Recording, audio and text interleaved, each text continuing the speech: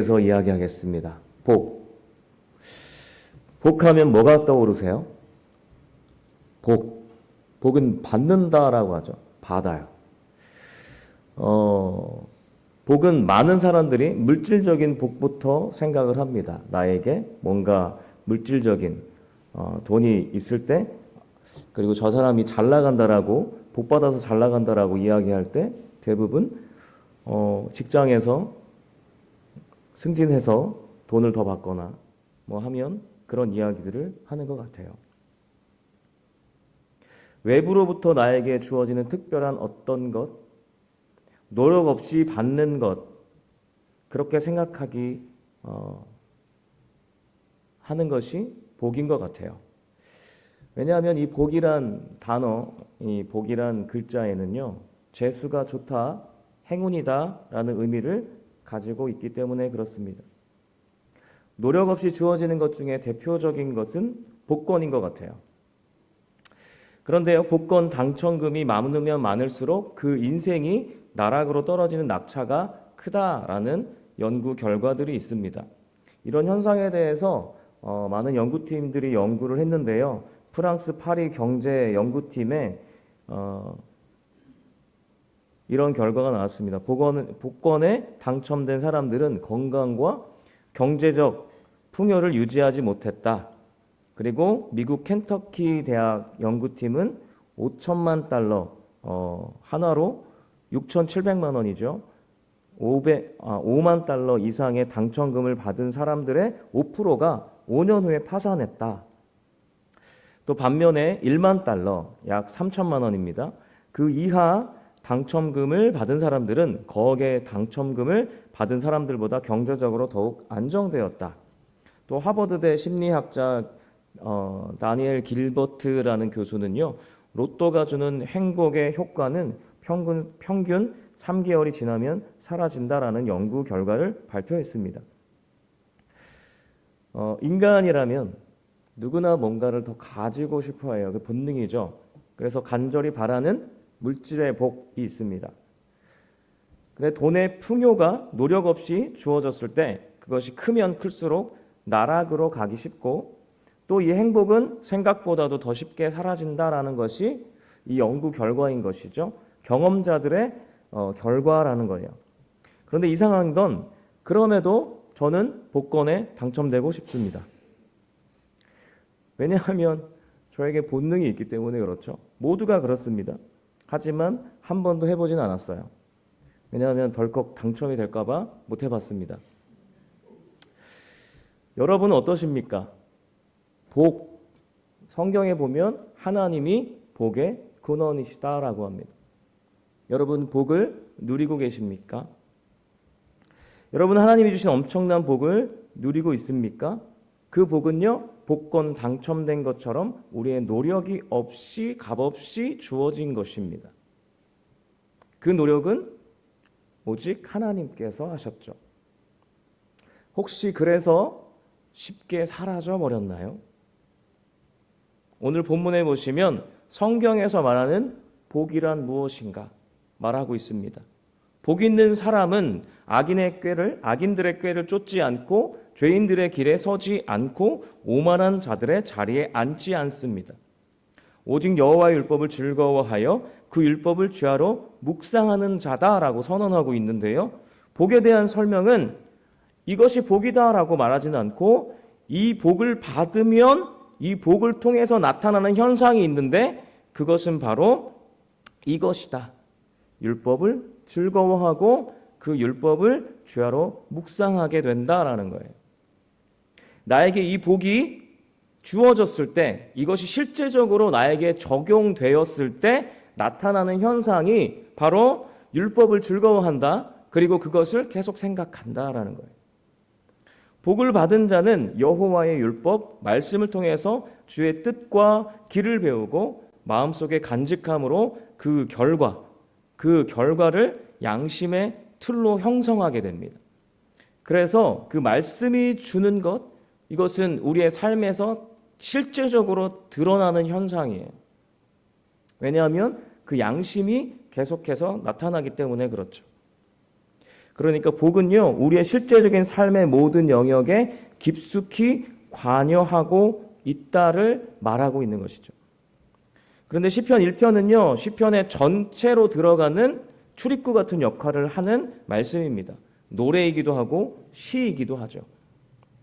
시편의 가장 첫 부분에 삶의 실질적인 이야기를 담고 있다는 것은요, 시편이 이 모든 시편이 말하고자 하는 것이 우리의 실제 삶과 관련이 깊다라는 것을 알 수 있는 대목인 거예요.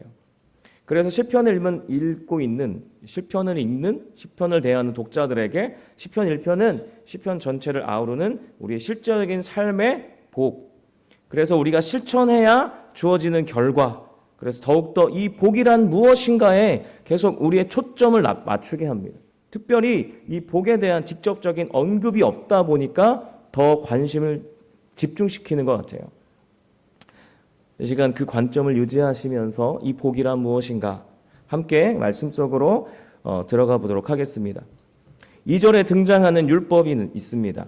모세 오경인 토라를 말합니다. 지난주 담임 목사님께서 지난 수요일 날 설명해 주셨어요. 율법은 613개로 무엇 하라 248개가 있고 무엇 하지 말라 365개로 이것을 10가지로 요약한 것이 10계명입니다. 10계명은 또 두 가지로 요약한 것이 마태복음 22장에 마음을 다하고 뜻을 다하고 힘을 다하여 주 너의 하나님을 사랑하라.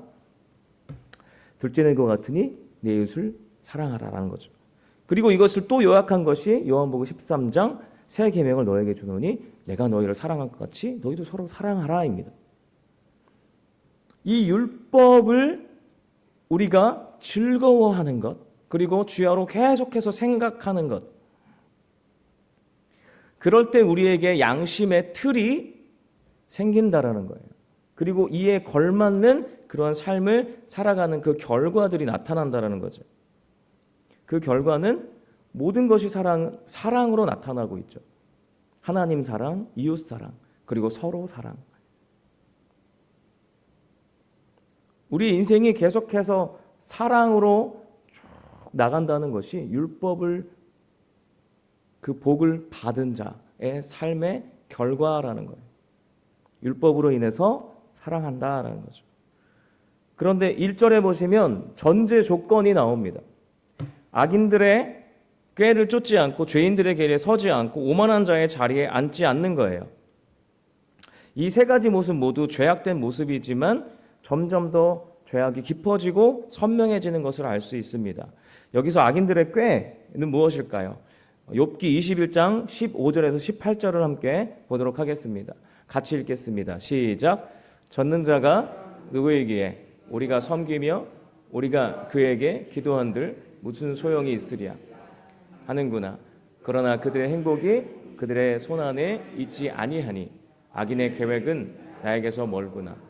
악인의 등불이 꺼짐과 재앙이 그들에게 닥침과 하나님의 진노하사 그들을 곤고하게 하심이 몇 번인가.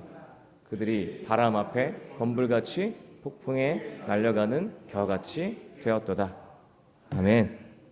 악인들의 꾀는 하나님을 업신여기는 자들입니다. 하나님이 없다. 하나님이 누구냐? 있기는 하냐? 눈에 보이니? 그리고 기도해서 뭐하니?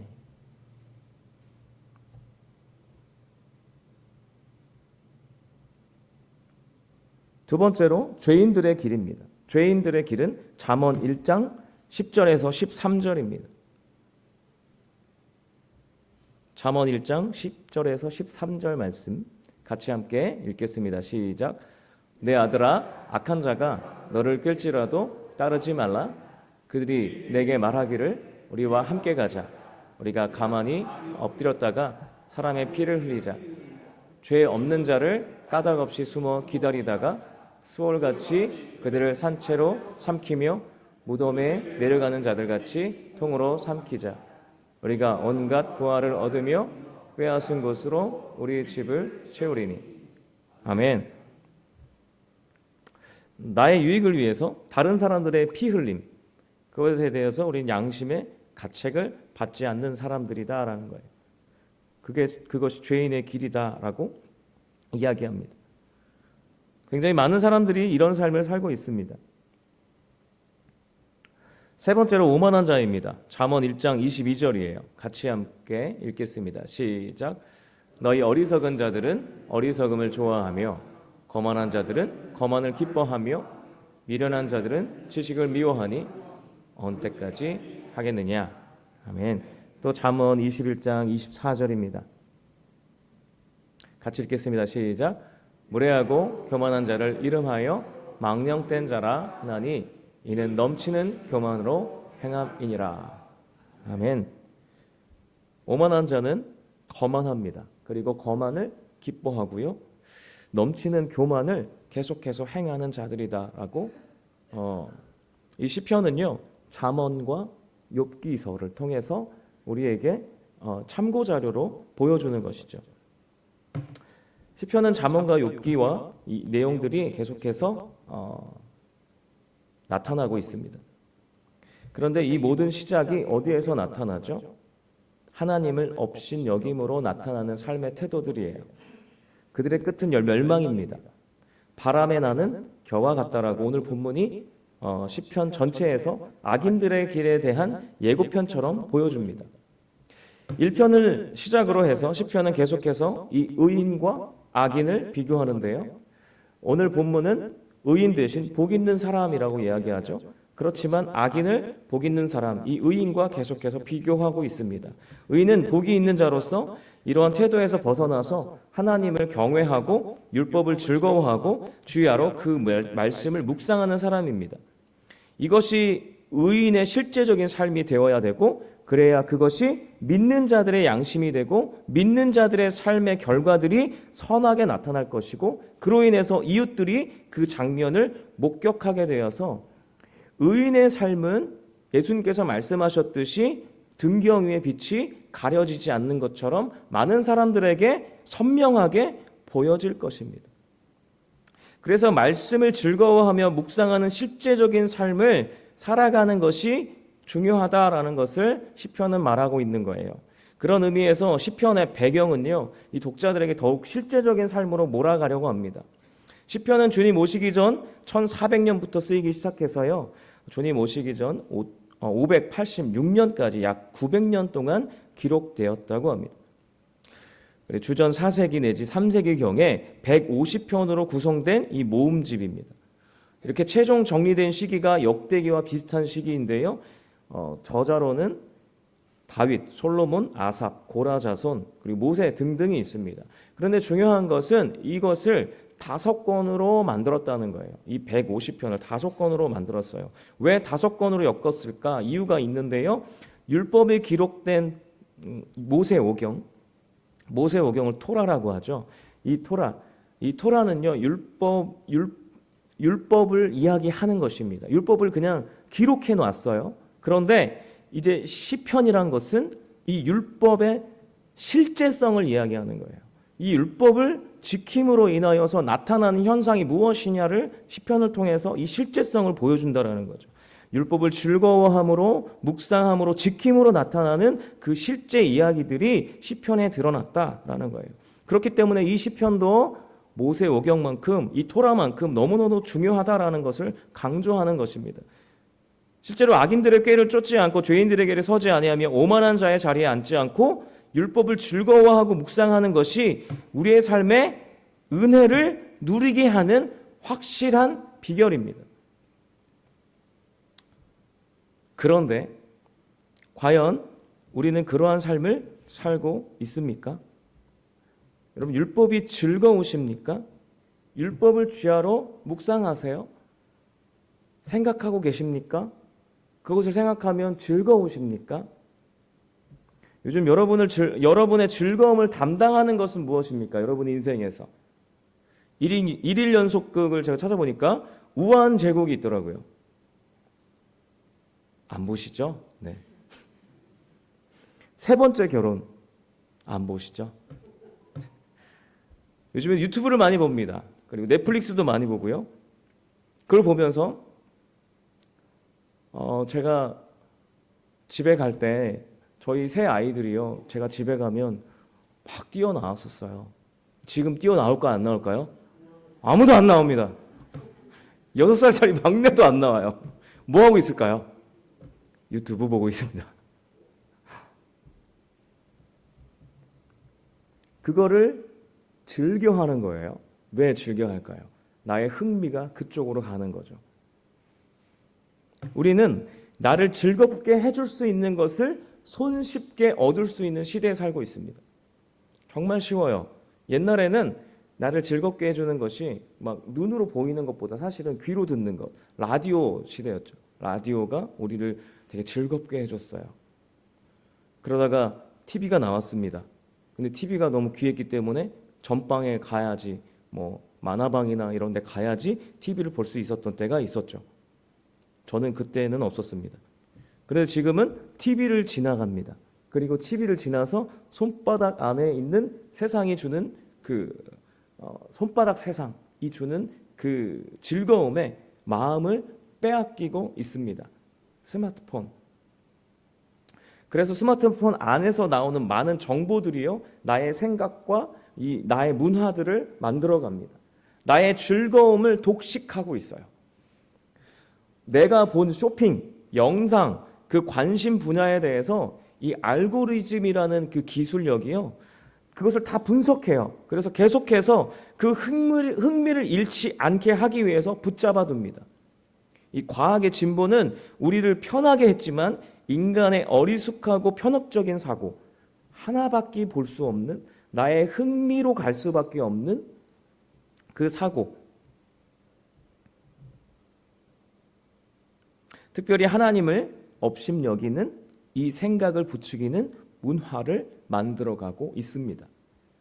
많은 정보들로 똑똑해진 것 같지만 이 알고리즘이라는 이 기술로 인해서 많은 사람들이 자신의 분야 아니면 거짓된 정보들로 넘쳐나서 그것이 잘못되는지도 모르고 계속해서 집단전 체면에 걸리는 것 같은 그런 모습으로 살아가고 있어요. 왜 빠질까요? 나의 흥미예요. 나의 즐거움이에요. 당장 나를 즐겁게 해주는 것에 마음을 빼앗기는 것입니다. 그래서 마치 나와 비슷한 컨텐츠를 즐기는 사람들이라면, 나랑 관심사가 같다면, 하나님을 업신여기는 사람들일지라도 나와 생각이 같아, 나와 비슷한 행동을 하는 것 같아, 마음에 거리낌이 없이, 양심의 가책 없이, 별로 중요하지 않게 그것을 나의 즐거움으로 노출합니다. 나의 즐거움으로 표출합니다. 왜 그럴까요? 이 미디어에 너무 많이 노출되었기 때문에 그래요. 사랑하는 성도 여러분, 스마트폰이 즐거우십니까? 네, 전 즐겁습니다. 하나님의 말씀이 즐거우십니까?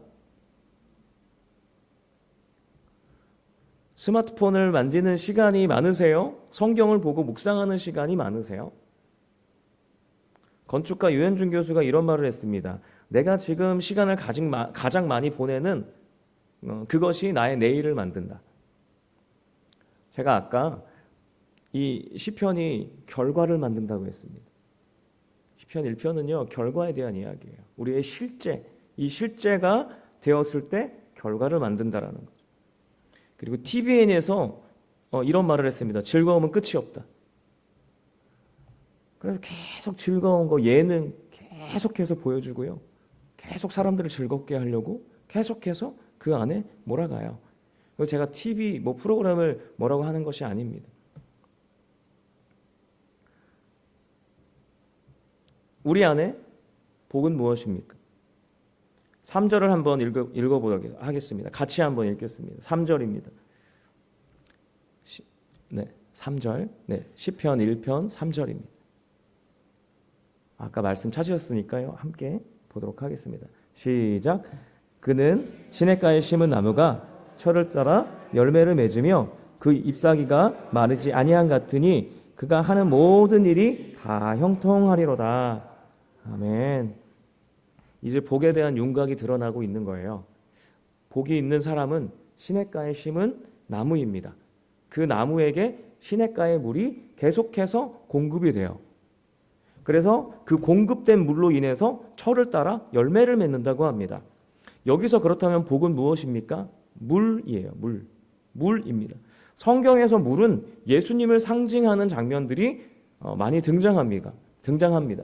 눈치가 빠르신 분들은 알으셨을 거예요. 요한복음 7장 37절과 38절을 보도록 하겠습니다. 요한복음 7장 37절에서 같이 읽겠습니다. 시작. 영절 끝날 곧 큰 날에 예수께서 서서 외쳐 이르시되 누구든지 목마르거든 내게로 와서 마시라. 나를 믿는 자는 성경의 이름같이 그 배에서 생수의 강이 흘러나오리라 하시니. 아멘. 생수의 강이 흘러나옵니다. 모든 사람이 목이 마릅니다.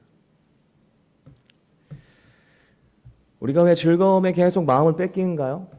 목이 말라서 그래요. 그런데 예수님은 마르지 않는 샘이다라고 하시죠. 복은 마르지 않습니다. 복은 계속해서 공급되는 거예요. 마치 시냇가에 심은 나무에 물이 공급돼서 계속해서 그 공급된 물로 열매를 맺는 것처럼. 또 한 것을 찾아보겠습니다. 요한복음 4장 14절입니다. 시작. 내가 주는 물을 마시는 자는 영원히 목마르지 아니하리니 내가 주는 물은 그 속에서 영생하도록 솟아나는 샘물이 되리라. 아멘. 이 장면이 어딘지 아실 거예요. 예수님께서 사마리아에서 사마리아 여인을 만납니다. 그래서 물을 달라고 하세요. 그랬더니 이 여인이 유대인이 왜 나에게 물을 달라고 하십니까? 왜요? 유대인은 사마리아인들을 상종하지 않죠.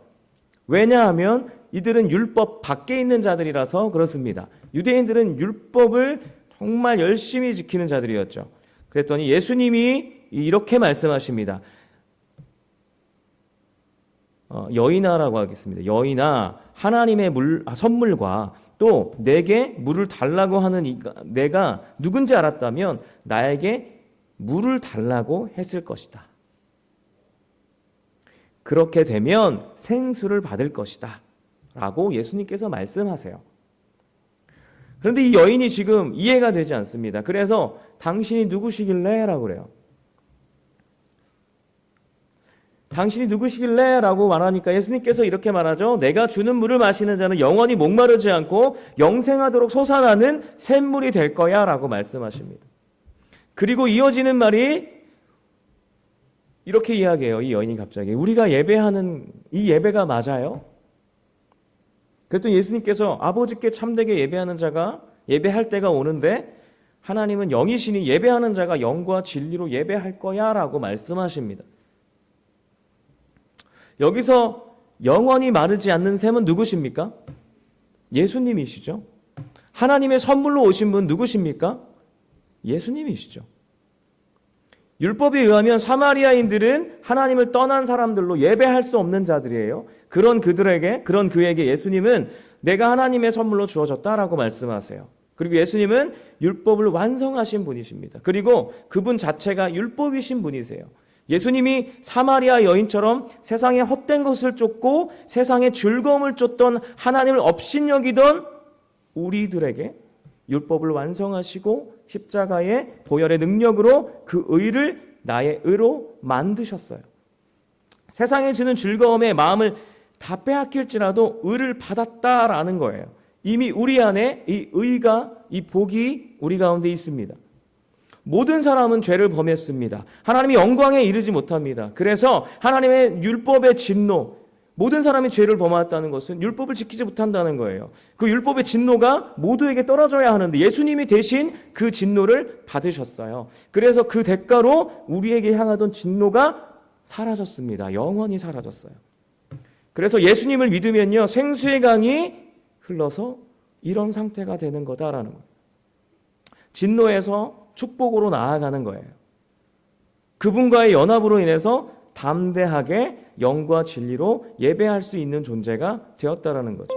그리고 이제 율법을 전혀 지킬 수 없는 존재가 아니라 지킬 수 있도록 내 안에 계신 예수님께서 사랑의 힘으로 계속해서 공급해 주신다라는 거예요. 언제까지요?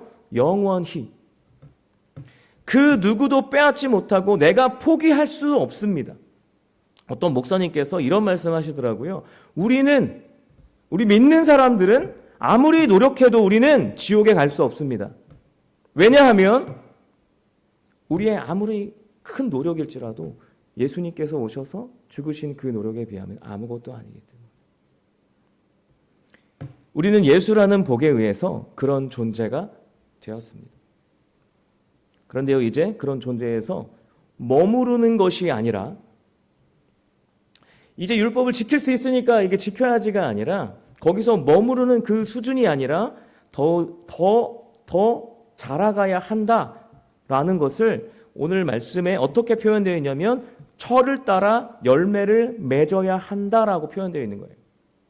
나무가 자라고 열매를 맺기 위해서는 햇빛이 필요합니다. 그 사랑의 햇빛은 하늘에서 내려오죠. 계속해서 우리에게 임합니다. 하나님의 사랑이 우리 가운데 계속해서 임하고 있어요. 그런데 이제는 하늘에서 오는 그 하나님의 그 사랑 플러스 땅에서도 성육신하신 예수님의 생수의 강이 우리의 사랑, 그 사랑의 힘이 계속해서 우리 안에서 공급될 것이다 라는 거예요. 그 사랑이 우리 안에서 계속해서 솟아나고 있습니다. 이것이 율법이신 말씀이신 예수님, 그 예수님을 그리고 율법과 말씀을 예수님처럼 사랑하고 즐거워할 수 있는 근거가 되는 우리의 진정한 복이 되는 것이죠. 예수님은 말씀에서 율법이세요. 그리고 이 율법은 예수님께서 오시고 나서 모든 성경은 하나님의 감동으로 된 것으로 교훈과 책망과 바르게 함과 의로 교육하기 유익한 하나님의 말씀이신 예수 그리스도입니다. 쉽게 말하면 예수님이 말씀이시고 예수님이 우리에게 예수님의 사랑을 담아서 우리에게 이 말씀으로 성경을 주셨다라는 거죠. 이제는 우리가 본능의 모습으로 죄악으로 연약해진다 할지라도 그 사랑에서 끊을 수 없게 되었습니다. 로마서 8장 38절에서 39절을 함께 보겠습니다. 같이 읽겠습니다. 시작. 내가 확신하노니 사망이나 생명이나 천사들이나 권세자들이나 현재일이나 장래일이나 능력이나 높음이나 깊음이나 다른 어떤 피조물이라도 우리를 우리 주 그리스도 예수 안에 있는 하나님의 사랑에서 끊을 수 없으리라. 아멘. 이미 그 사랑 안에 거하고 있고 앞으로도 사라지지 않을 그 사랑 안에 우리는 있습니다. 갈라디아서 2장 20절 말씀 함께 읽겠습니다. 시작. 내가 그리스도와 함께 십자가에 못 박혔나니 그런즉 이제는 내가 사는 것이 아니요 오직 내 안에 그리스도께서 사시는 것이라. 이제 내가 육체 가운데 사는 것은 나를 사랑하사 나를 위하여 자기 자신을 버리신 하나님의 아들을 믿는 믿음 안에서 하는 것이라. 아멘. 우리는 그 사랑 안에 살고 있습니다. 저는 굉장히 소심한 사람이에요. 제 아내는 반대로 대범합니다. 연애를 할 때였습니다. 가끔 싸울 때가 있었는데요. 싸움이 되지 않습니다. 왜냐하면 제가 소심하기 때문에 괜히 싸웠다가 제 사랑하는 여자친구와 헤어지게 될까 봐 싸움이 되지 않았습니다. 그런데 제 아내가 이렇게 이야기했어요. 제 아내의 MBTI는 T입니다.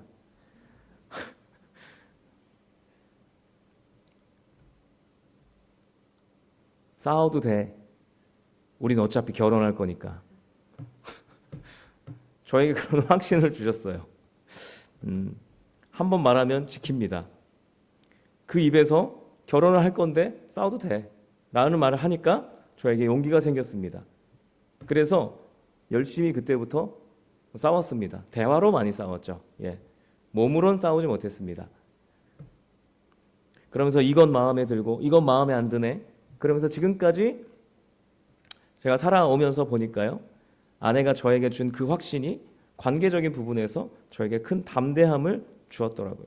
그리고 그 안에서, 그 대화 속에서, 그 관계 속에서 그의 마음을 또 알게 되고 더 사랑하게 되었던 것 같아요. 하나님은요, 우리가 율법을 통해서 자라나기를 원하십니다. 어디까지 자라나기를 원하시냐면요, 그리스도의 장성한 분량까지 자라기를 원하십니다. 그런데요, 이게 세상의 복처럼 한 방에 부어지면, 그렇게 성장하면 이것은 그의 실력이 아니고 또 자발적인 신앙생활도 아니죠. 그래서 하나님은 예수 그리스도를 통해서 그 사랑의 확신을 우리 가운데 주시고, 그 사랑의 확신을 느끼면서 계속해서 그 사랑이 부어지고, 그 은혜를 기억하면서 예수님을 통해서 그분을 바라보면서 그분을 사랑하면서 실력이 자라나기를 바라십니다. 예수님은 율법이시요 말씀이십니다. 예수님을 사랑하는 것이 바로 말씀을 사랑하는 것입니다. 서두에 우리가 가장 원하는 것, 물질의 복, 그것을 너무 사랑한 나머지 그 끝이 멸망이었던 것 같은 그런 사람들이 있었습니다. 우리의 사랑은 진정한 복 되신 예수님, 말씀이신 예수님, 그 선하신 분, 그 선한 길로 인도하시는 그분을 사랑하는 것이 우리의 삶이 천국 가는 것이요, 또 천국 가기 전에 우리의 삶이 많은 이들에게 빛 되신 그 하나님의 삶을, 하나님의 사랑을 보여주는 등경 위에 있는 빛의 모습일 줄 믿습니다. 이 시간에 함께 찬양했으면 좋겠습니다. 아버지 사랑합니다라는 곡인데요,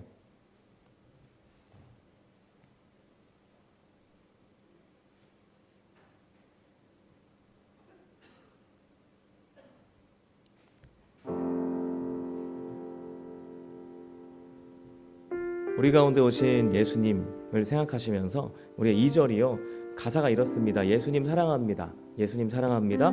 예수님 채워주소서 당신의 사랑으로. 하나님과 우리를 연결해 주시기 위해서 오신 예수님, 그 예수님의 그 사랑을 우리가 깊이 느끼고 그 은혜 가운데 나아갈 때에 하나님께서 주신 이 말씀을 사랑하게 되는 것이죠. 그래서 이 시간에 예수님 사랑합니다 고백하는 시간 갖췄으면 좋겠습니다.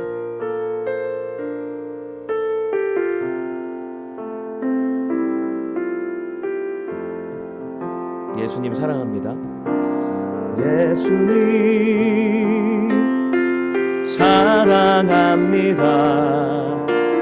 예수님 경배합니다. 예수님 채워주소서 당신의 사랑으로. 우리 가슴에 손을 얹고 한 번 더 찬양하겠습니다. 예수님 사랑합니다. 예수님 경배합니다. 예수님 채워주소서 당신의 사랑으로. 예수님 사랑합니다. 예수님 사랑합니다. 예수님 경배합니다. 예수님 채워주소서 당신의 사랑으로. 우리 마지막으로 고백하시겠습니다. 예수님 사랑합니다. 예수님 사랑합니다. 예수님 경배합니다. 예수님 채워주소서 당신의 사랑으로. 이 시간에 기도하시겠습니다. 하나님, 예수님의 사랑이 우리 가운데 충만히 임한 줄 믿습니다. 우리 가운데 있는 줄 믿습니다. 그 사랑은 우리를 죽기까지 사랑하는 그 사랑인 줄 믿습니다. 그 사랑을 우리가 깊이 간직하고 깊이 생각하며 깊이 바라보며 예수님을 사랑하며 나아갈 수 있도록 인도하여 주시옵소서라고 이 시간 간절히 기도했으면 좋겠습니다. 우리 안에 하나님을 사랑하는 마음, 이 세상에 주는 즐거움에 빠지는 것이 아니라 하나님을 온전히 사랑하고 예수 그리스도를 사랑하며 그 사랑이 주는 즐거움에 항상 생각하고 하나님과 동행하는 예수 그리스도가 이끄는 나의 삶이 되어질 수 있도록 하나님 인도하여 주시옵소서라고 주여 한번 간절히 물과 함께 기도하며 나아가기 원합니다. 기도하시겠습니다. 주여, 오 주여 하나님 감사합니다. 하나님의 은혜 예수 그리스도를 통하여서